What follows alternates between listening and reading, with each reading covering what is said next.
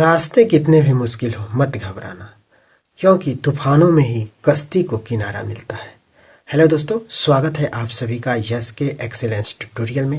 आज के इस ट्यूटोरियल में हम लोग एक धांसू सवाल देखने वाले हैं जो यूपी बोर्ड एग्जाम में हर साल पूछा जाता है। तो चलिए हम लोग शुरू करते हैं। देखिए ना, लगातार 5 साल से पूछ रहा है। 2019 में भी पूछा था, 2020 में भी, 2022 में भी, 2023 में भी, 2024 में भी पूछा है। तो धांसू सवाल तो है ही भाई। तो देखिए, इसको आप लोग जरूर तैयार कर लीजिए। हर साल इस टाइप का एक सवाल जरूर पूछता है। ठीक है, एक एक टाइप हम बताते जा रहे हैं। एक एक टाइप आप लोग अगर 5-7 दिन भी देख लेते हैं तो 5-7 30 नंबर आप लोगों का जरूर तैयार हो जाएगा। तो चलिए शुरू करते हैं।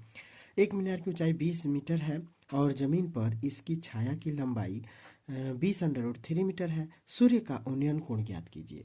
तो देखिए, सबसे पहले जैसे कह रहा है वैसे जो है चित्र बना लेंगे तो आसान हो जाता है। ठीक है, कह रहा है एक मीनार की ऊंचाई। तो देखिए, त्रिकोणमिति में हम लोग मीनार को ऐसे बना सकते हैं।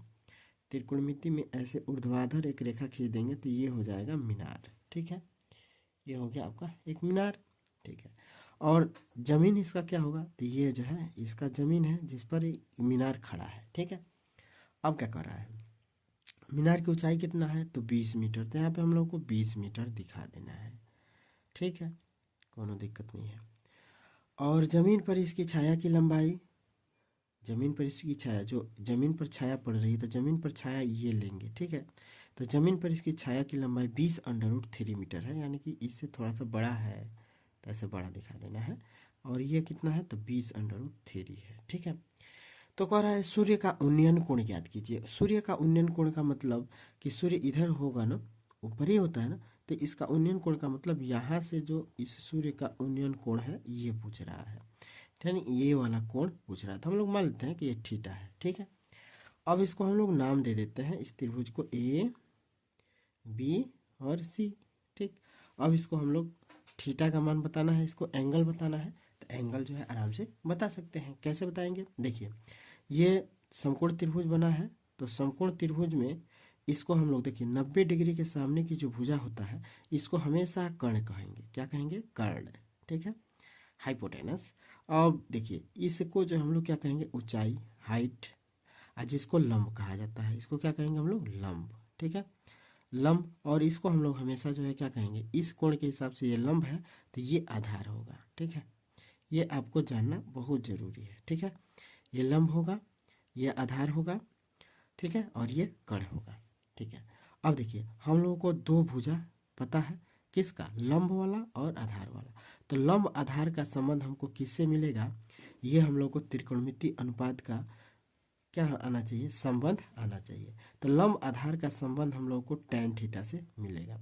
ठीक है, तो tan थीटा बराबर हम लोगों को पता होना चाहिए। tan थीटा बराबर क्या होता है, तो लंब और बट्टे क्या होता है, आधार।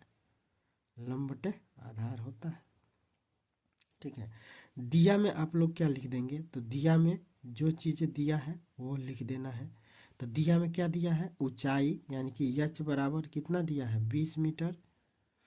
ठीक है, और ये क्या दिया है, लंबाई, आधार की लंबाई, यानी कि लंबाई। ठीक है, आधार की लंबाई दिया है तो 20√3 मीटर दिया है। ये लिखना सवाल में बहुत ज़रूरी होता है, तो इसको आप लोग जरूर लिखिएगा। ठीक है, अब हम लोग जो है इसको हम लोग जानते हैं कि tan थीटा बराबर क्या हो जाएगा, लंब बटे आधार हो जाएगा। अब यहाँ पे मान भर दीजिए, लंब का मान 20 है तो 20, और आधार का मान कितना है, 20√3 है तो 20√3 कर दीजिए। ठीक है, अब फिर इसको हम लोग लिख सकते हैं 20 से 20 कैंसिल, तो 1/√3 हो जाएगा। 1/√3 हो जाएगा। अब 1/√3 देखिए, चूंकि tan थीटा बराबर इतना, तो tan थीटा बराबर ये चलता रहेगा, tan थीटा बराबर इतना, फिर tan थीटा बराबर इतना, ये चलता रहेगा। फिर हम लोग tan थीटा बराबर लिख सकते हैं। अब देखिए, हम लोग को ये ध्यान रखना है कि tan कितने डिग्री का मान 1/√3 होता है, तो tan 30 डिग्री का मान 1/√3 होता है। तो यहाँ पे अब हम लोग लिख सकते हैं tan tan 30 डिग्री। ठीक है, क्योंकि tan 30 डिग्री बराबर 1/√3 होता है, तो 1/√3 को हम लोग tan 30 डिग्री भी लिख सकते हैं। ये आप लोग को याद होना चाहिए, संबंध, त्रिकोणमितीय संबंध, त्रिकोणमितीय अनुपात, ये सारे सूत्र याद होने चाहिए। सूत्र को आप लोग विशेष रूप से रिवीजन करते जाइए। ठीक है, अब यहाँ पे हम लोग tan से tan को कैंसिल कर सकते हैं, तो थीटा बराबर हम लोग को क्या प्राप्त हो गया, 30 डिग्री। यही हम लोग से पूछा जा रहा था, यानी कि थीटा की वैल्यू कितनी हो गई, 30 डिग्री, यानी कि सूर्य का उन्नयन कोण कितना हो गया, 30 डिग्री।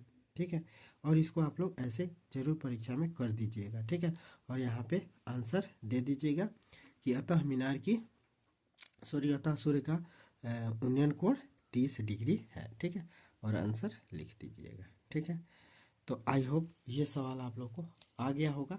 इस टाइप का सवाल जरूर पूछता है यूपी बोर्ड एग्जाम में, इसको बार बार प्रैक्टिस कर लीजिएगा। इस पे जो भी सवाल होगा उसको भी प्रैक्टिस कर लीजिएगा।